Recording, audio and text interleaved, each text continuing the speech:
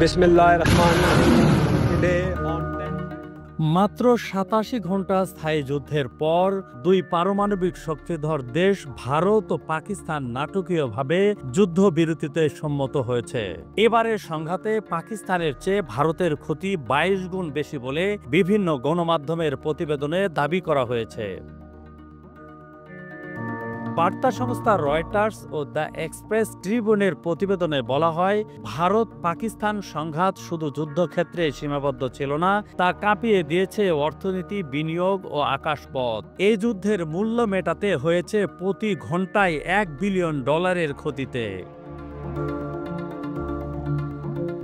ভারতের stock market, আকাশপথ ও বিনিয়োগের বড় ধরনের পতন হয়।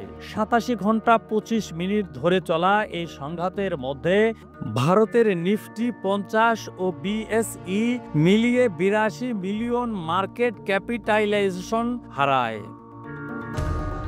উত্তর ভারতের আকাশপথ বন্ধ থাকায় প্রতিদিন $৮ মিলিয়ন বাণিজ্য বিমান ক্ষতি হয়।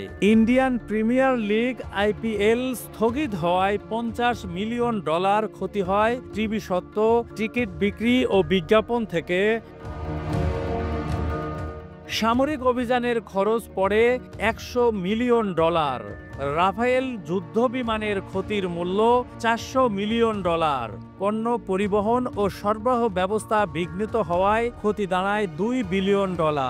বিনিয়োগকারীদের আস্থা হারানো ও সরাসরি বৈদেশিক বিনিয়োগ এফডিআই কমার ফলে প্রভাব পড়ে অতিরিক্তভাবে।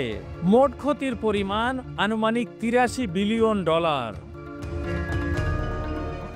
অন্যদিকে একই সময়ে পাকিস্তানের কেএসই ১০০ সূচক ৪.১% কমে যাওয়ায় প্রায় $২.৫ বিলিয়ন হারায়।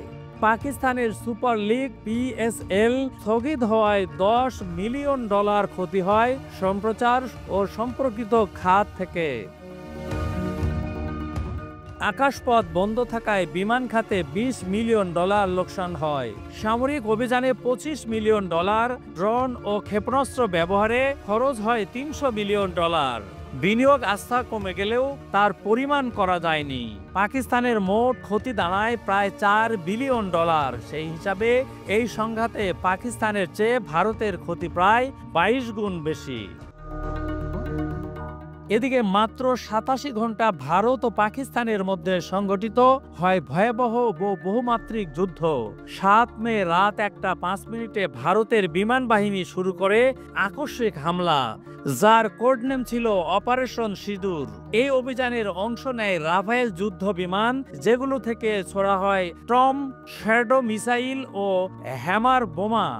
ভারতের লক্ষ্য ছিল পাকিস্তানের অভ্যন্তরে ৯টি বেসামরিক এলাকা। একই সঙ্গে ভারত ড্রোন ব্যবহার করে পাকিস্তানের আকাশ প্রতিরক্ষা ব্যবস্থা যাচাইয়ের চেষ্টা করে। জবাবে পাকিস্তানও খুব দ্রুত পাল্টা প্রতিরোধ গড়ে তোলে। জে-10সি যুদ্ধবিমান ও কোরাল ইলেকট্রনিক জ্যামার ব্যবহার করে পাকিস্তান আকাশের প্রতিরক্ষা গড়ে তোলে। পাকিস্তান দাবি করে তারা ভারতের ৩টি রাফায়েল যুদ্ধবিমান গুলি করে ভূপাতিত করেছে এবং ১২টি ভারতীয় ড্রোন ধ্বংস করেছে ইলেকট্রনিক ব্যবস্থা, অ্যান্টি এয়ারক্রাফট গান এবং শর্ট রেঞ্জ ক্ষেপণাস্ত্রের মাধ্যমে।